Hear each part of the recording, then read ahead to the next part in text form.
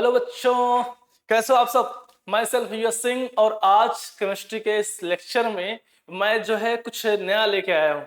Reason ये है कि हम लगातार जो है स्टैट चीजें पढ़ रहे हैं केमिस्ट्री से रिलेटेड बहुत सारी, लेकिन आज मैं थोड़ा सिलेबस से हट के चल रहा हूँ क्योंकि जो पढ़ाने जा रहा हूँ, जो बताने जा रहा हूँ, ये करंट न्यूज में है। ठीक है, अब करंट न्यूज में था ये चीज, ठीक है, तो इस वजह से जो है मैं आपको बताऊंगा केमिस्ट्री में क्या चीज चल रही है ना, कहाँ पे फोकस किया जा रहा है। और ये पार्ट जो है सिर्फ सिर्फ जो है इंजीनियरिंग के लिए इंपॉर्टेंट नहीं है, ये पार्ट जो है जो साइंस में आगे स्टडी करना चाहते हैं, आगे रिसर्च करना चाहते हैं, केमिस्ट्री में जो आगे पढ़ना चाहते हैं उनके लिए भी है, ये यूपीएससी के लिए भी है, जो आईएएस की तैयारी कर रहे हैं, आईपीएस की तैयारी कर रहे हैं, जो एसएससी की तैयारी कर रहे हैं, इवन एनी वन, है ना, क्योंकि ये जनरल नॉलेज है, एक फैक्ट है जिसको हम लोग आज देखने वाले हैं। मैं क्या बोल रहा था कि यहाँ पर जो है क्या है, नोबेल प्राइज इन केमिस्ट्री 2021 जो मिला था, है ना, अवार्डेड फॉर, किसके लिए मिला था। पहला पॉइंट जो आपको याद रखना है वो क्या है, वो है आपको कि भाई नोबेल प्राइज किसको मिला और किस लिए मिला। और इंपॉर्टेंट इसलिए क्योंकि केमिस्ट्री से रिलेटेड है, ठीक है, और मैं केमिस्ट्री का टीचर, तो मैंने ये हुआ कि भाई एक ऐसा वीडियो बनाया जाए जो हर किसी के लिए हो, चाहे यूपीएससी की तैयारी कर रहा हो, चाहे जिस चीज की तैयारी कर रहा हो, क्योंकि ये सब फैक्ट क्या होते हैं, हर जगह आते हैं। ठीक है, अब यहाँ पे देखो कि पहला पॉइंट जो आपको याद रखना है, 2021 का जो नोबेल प्राइज मिला था आपको, ये जो मिला है वो किसको मिला है, ऑर्गेनो कैटलिस्ट को बनाने के लिए मिला, है ना, ऑर्गेनो, है ना, ऑर्गेनो कैटलिसिस को के लिए मिला।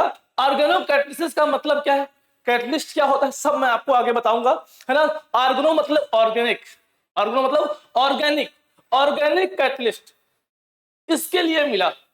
इसकी खोज बहुत पहले हो गई थी, लेकिन बाद में इसका कंप्लीट रिसर्च हो गया, किस काम में आ रहा है, कितना हेल्पफुल है, कैसा है, चीप है कि नहीं है ना, महंगा है सस्ता है क्या है, सब कुछ जानने के बाद फिर इन दोनों भाइयों को, है ना, इन दोनों लोग को ये चीज मिली। किसको किसको मिला, नाम याद रखोगे क्योंकि नाम पूछा जा सकता है किसी एग्जाम में, ठीक है, तो नाम, और आपको ये जरूर, ये बहुत इंपॉर्टेंट पॉइंट है जो मिला है, जो टॉपिक है ये, और इसका महत्व क्या है।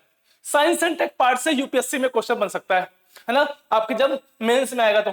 अब देखो आप प्रीलिम से बाकी फैक्ट बेस बन सकता है, तो आपकी यूपीएससी के लिए, आपके नॉर्मल जनरल साइंस के लिए केमिस्ट्री में बच्चों को पता होना चाहिए जो कैटलिस्ट, कैटलिस्ट सिलेबस का पार्ट है। इसी बहाने में कैटलिस्ट भी समझाऊंगा। तो इस टॉपिक में जेई वाले जो नीट वाले बच्चे हैं वो कैटलिस्ट सीखेंगे, है ना, और साथ में एक नया चीज सीखेंगे कि ये चीज उनके सिलेबस में अभी नहीं है लेकिन उन्हें पता होना चाहिए। समझ में आई बात। अब देखो आप, दो नाम है, Benjamin list and David McMillan, ठीक है।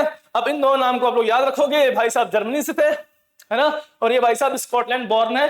तो आप जो है भाई कहां पैदा हुए याद नहीं रखना है, लेकिन फिर भी, है ना, आपको पता होना चाहिए, क्योंकि रीजन ये है बेटा कि मैं चाहता हूं कि आप सब जो साइंस में आगे काम करना चाहते हैं, केमिस्ट्री में आगे काम करना चाहते हैं, जो पीएचडी कर रहे हो, जो जो आगे करते हैं, लगातार रिसर्च करना चाहते हैं इस क्षेत्र में, मैं चाहता हूं कि आप लोग जो है इस तरह से रिसर्च करिए, बहुत स्कोप बचा हुआ है केमिस्ट्री के अंदर, और देश का नाम रोशन करिए।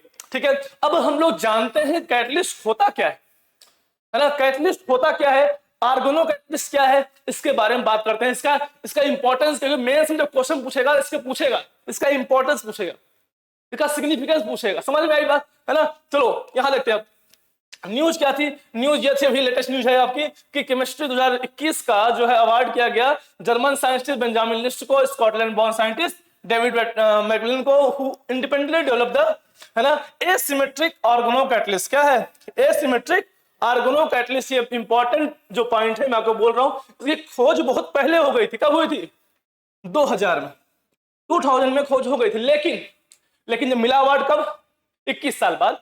क्यों 21 साल क्यों लग गए, 21 साल बेटा इसलिए लग गए क्योंकि इससे अच्छे रिसर्च पहले हो गए थे, उनको पहले इंपॉर्टेंस मिला, इसको बाद में मिला, है ना। ऊपर इसके ऊपर काम चल रहा होगा लगातार, खोज तो हो गई लेकिन काम चल रहा होगा, बहुत सारे जो इसके स्कोप है, डाइवर्जेंस है, डायनेमिक्स सब कुछ देख रहे होंगे, उसके बाद जाके अवार्ड मिलता है। ऐसे नहीं मिलता कि आपने बस खोजा और मिल गया, है ना, उसके सारे एस्पेक्ट देखने के बाद ही मिलते हैं।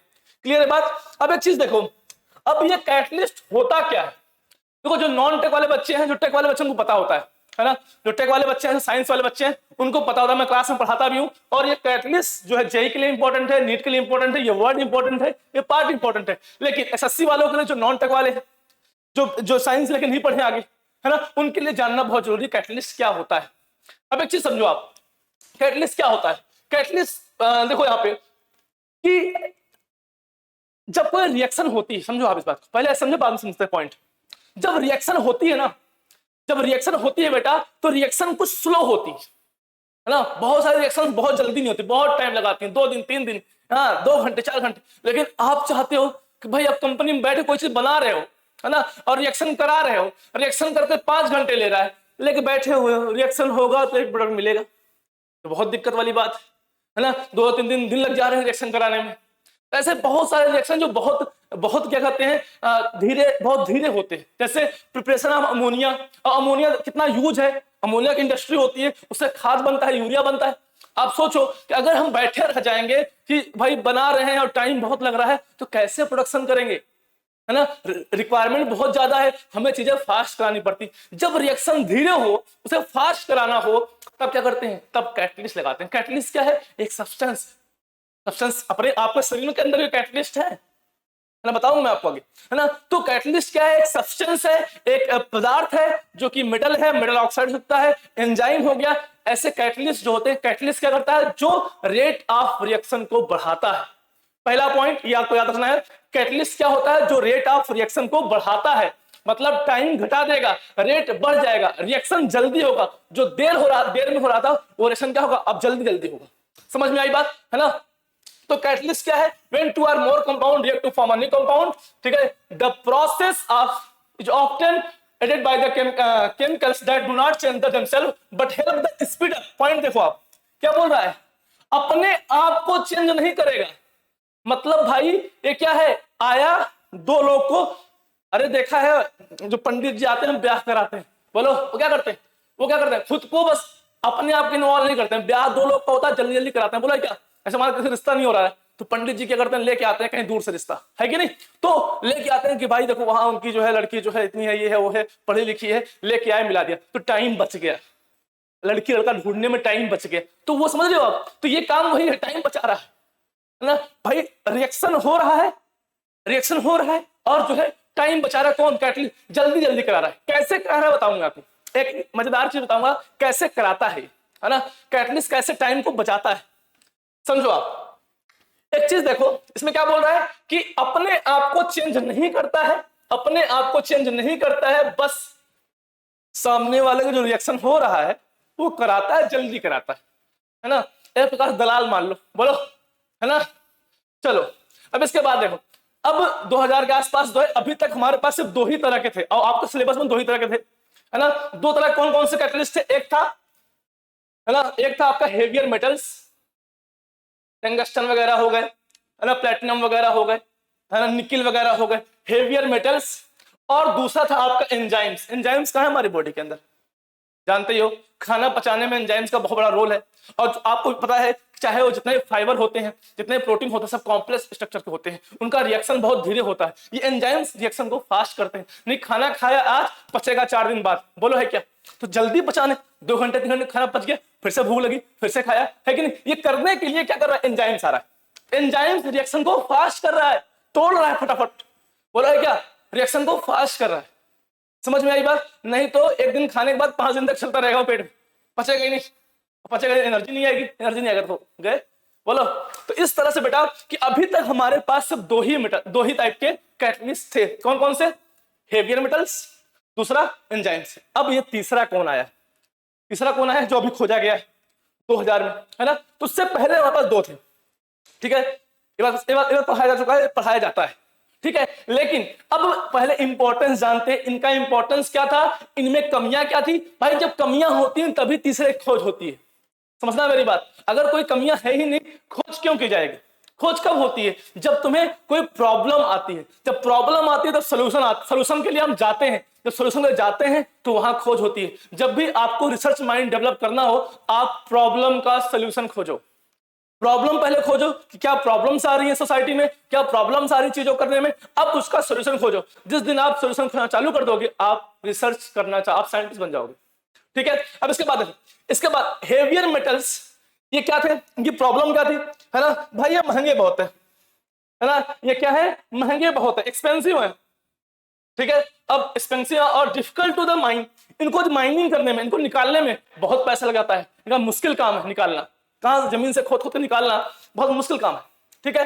तो ये अब भाई मान लो कि कंपनी तो डेवलप करना है, कुछ बनानी है, अब जो लगा रहे हो कैटलिस्ट लगा रहे हो बहुत महंगा है, तो बेकार हो गया ना मामला, है कि नहीं। हमें चीजें क्या करनी है, महंगाई से बचना है, अब महंगाई बढ़ती जा रही है, बोलो क्या, तो उससे हमें क्या करना है, हमें बचना है, तो हमें क्या करना पड़ेगा, अपना एक्सपेंस डाउन करने के लिए कुछ नई चीज खोजनी पड़ेगी, ठीक है, समझ में आई बात। तो जब भी कभी प्रॉब्लम हो सोल्यूशन की तरफ जाओ। तो ये प्रॉब्लम्स थी हेवियर मेटल में, अच्छा है कैटलिस्ट, हेवियर मेटल एक अच्छा कैटलिस्ट होता है, लेकिन प्रॉब्लम क्या था, एक्सपेंसिव है, डिफिकल्ट है ना, डिफिकल्ट तो माइनिंग करने में, टॉक्सिक है, ह्यूमन के लिए क्या है, टॉक्सिक है, हमारे लिए बेकार है, काम तो कर लिया लेकिन जहां कंपनी में काम हो रहा है वहां जो कैटलिस्ट यूज कर रहे हैं उससे हमारी बॉडी पे, हमारे हेयर पे, हमारे हमारे शरीर पे, हमारे त्वचा पे क्या कर रहा है, टॉक्सिक बिहेवियर है उसका, तो लोग जो है बीमार हो जाते हैं जो कंपनी में काम करते हैं, समझ रहे मेरी बात। तो ये प्रॉब्लम थी, अब प्रॉब्लम का सोल्यूशन निकाला गया है खोज के, इसीलिए अवार्ड दिया गया है, अभी कौन सा है ना, देश का सबसे बड़ा, विश्व का सबसे बड़ा अवार्ड कौन सा, नोबेल प्राइज, बोलो क्या। अब देखो, और हमारे इन्वायरमेंट के लिए भी अच्छा नहीं था, इसलिए है ना, इसलिए जो हम लोग नए खोज की तरफ गए। अब और क्या बोल रहा है ना,